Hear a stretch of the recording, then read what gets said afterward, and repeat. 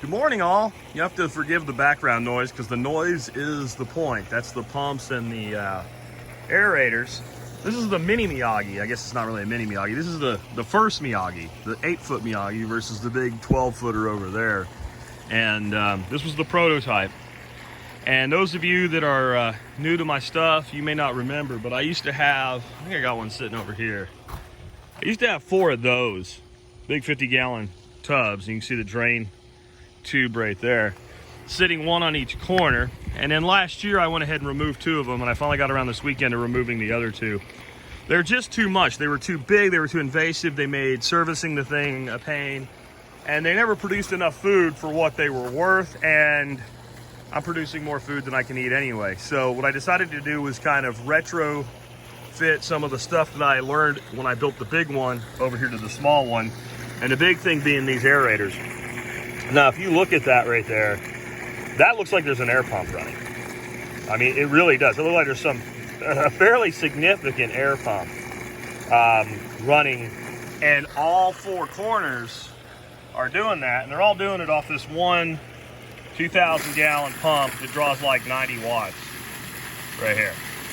And there's a reason I have that off. I'll get to that in a little bit. It has to do with why I think these work so well as well, at least in the summertime when you have floating vegetation. I'll just cover it now. If you run that full blast, these plants get drug up underneath it, they get beat up, and then they don't reproduce well and they don't stay in the pond well. But in the winter, they all die back anyway. I take a few inside, throw them in my fish aquariums, overwinter some stock, and bring it back out in the spring and let them repopulate. So that's why you don't want something beat up. Or something like this, that water pressure is being contained inside this pipe and only the air is being let out. It's nice and gentle. It doesn't, you can see the plants are sitting right here. It doesn't do them any harm. In fact, this plant will explode with growth because of the air that's getting onto its root system. Anyway, this looks like some high-tech thing. The ones I did in the other ones, I took 4-inch pipes. I cemented them into half 5-gallon buckets and what have you. And these I decided to go another way. I had all of this plumbing run, all 4 corners for those tubs. I had all the fittings, I had all the valves. All I had to do was basically cut the pipe back and kind of reconfigure the shape. And I have plenty of 2-inch pipe laying around. In fact, I had a 2-inch floating thing in there that was designed to keep the plants away from this. That's what's actually going on. All this is a piece of 2-inch pipe. That collar is only there because that floating feature had 4 sticks of pipe and they were not quite long enough. So otherwise I would have just cut the pipe to length. Since I already had those longer pieces, it made sense to just go ahead and throw a collar on them and take another piece of scrap and extend all 4 of them, and then we're all ready to go. And you can see that little slit right there. That slit was cut with a chop saw, and that's about as deep as I've found you can go before you lose the effect. One of my buddies, Nick Ferguson, said, well, you know, put your holes way down here and drive it all the way through the water column and make that air come all the way back up. The problem is, with the amount of throw, and you can see a pretty good amount of throw off that pump, it doesn't go down that deep. And what I have found, though, is a 2-inch pipe instead of a 4-inch pipe actually works better. I think it compresses the air a little more. Basically what we have is kind of a micro trombe action going on here. And if you look at the aeration that that's creating, that leads to happy fish and clean water. Now, the other things happened here, I cleaned out a ton of my potted plants. I had some water celery that had just gone ridiculous. And you couldn't actually do anything. It was growing everywhere. So I cut back my reeds. These are a corkscrew rush, I think is what they're called, dwarf corkscrew rush.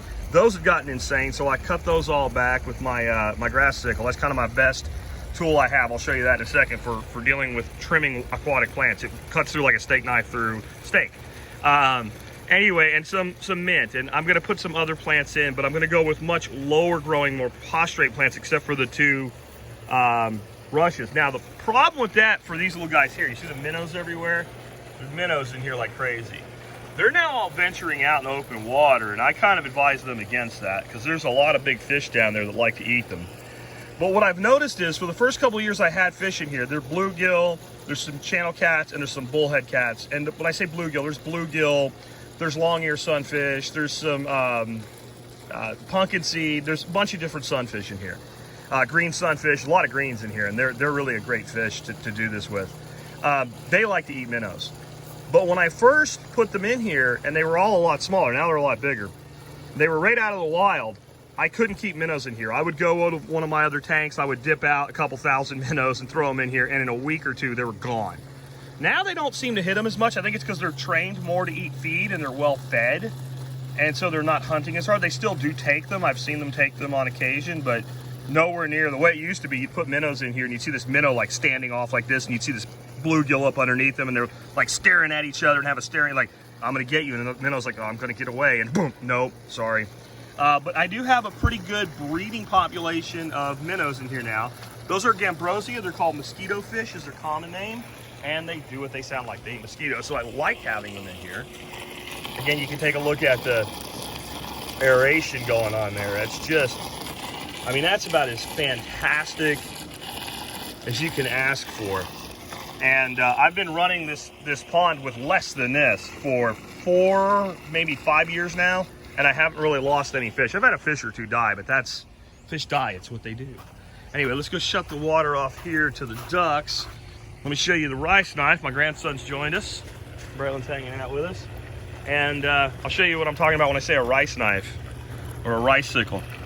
See those little serrations right there? That's what you want. These things are about 10 bucks on Amazon. There's a bunch of different people make them. Look for a rice knife, look for serrated hand sickle, anything like that when you're searching. And they're all pretty cheaply made. It's pretty thin steel. This one I was doing something I shouldn't have this weekend with and put some bend in it. But I mean, let me just straighten that out a little bit. For what they're designed for. So what these are designed is you hold what you're cutting and then you either cut forward or backward depending on the shape of the teeth. This one, the way it's actually designed, is designed better to kind of cut like a forward and backward rock. It's designed to do both. And what's nice about that is if you have a chopping sickle and you're holding onto a plant and you're chop, chop, chop, chop, and your finger gets in the way, when you know you did it is when you feel this happen to your finger, chop, and that hurts. And a good sharp sickle will cut right to the finger. If you're laying this on and cutting and sawing with it, you're a lot less likely to put this into your finger. And if you do, you're a lot more likely to feel it. And I'll tell you, if you don't feel it when you lay it on there, as soon as you start to move it, you're gonna feel it because serrations hurt more than a straight edge. And that makes you cut less when it's your finger. The other thing about them, and this is what they were originally designed for, these are designed for harvesting rice or other grains by hand. And if you think about it, if you have a grain that you're going to go then and then separate from the chaff and winnow, if you're doing chop, chop, chop, chop, chop, chop, you're going to be knocking a lot of the grain heads out. Where if you're coming at it and you're doing kind of this motion here, you're going to leave most of the grain in the head so that they can be then, you know, sheathed up and processed from there. So that's why they did this. But I have found that pattern works really. This is probably my most used garden tool for trimming, cutting, pruning, etc. Anything that's kind of a soft material, anything that's not a tree, or even a softwood on a tree, but anything that's not a hardwood, this just goes through. It just slices through. So like pruning off tomatoes and whatever. And then you've got one tool that does just about everything. And you can see it's a little looking rusty, but it actually didn't rust bad. That's because it's got a patina. This one's old, and it has not been well cared for. You give these a little linseed oil and give them a little oil or wax on the blade, and they'll last a long time for a tool that's a $10 tool. But when you're doing water plants, they get huge amounts of roots that come out of these net pots. And what I do is I pull them up here, and then I'll slice those roots, and they slice really flush and kind of reboot and reset and restart. Because most of this now won't grow back. Now what you'll get is new reeds growing up from the beginning. And where do the reeds go? Right on the swales for mulch. So they're taking all the nutrient out of this pond, storing it, and then we're taking that nutrient and we're dropping it right there to this pear tree so it can make us pears. So we're taking fish poop, turning it into reeds, turn the reeds into mulch, turn the mulch into pears. In essence, we're turning fish poop into pears, and as a byproduct, we have fresh fish we can eat whenever we want to pull a few out. Anyway, guys, that's what we're doing. That's what we did this weekend. It was not a big job. It was not very productive. I did have to dig out 2 of those big tubs. That was the most work. Redoing the pipes was 5 minutes each, and that was drinking a beer and having some fun. Anyway, say bye, Braylon. Bye. Bye. All right, guys, we'll catch up with you later.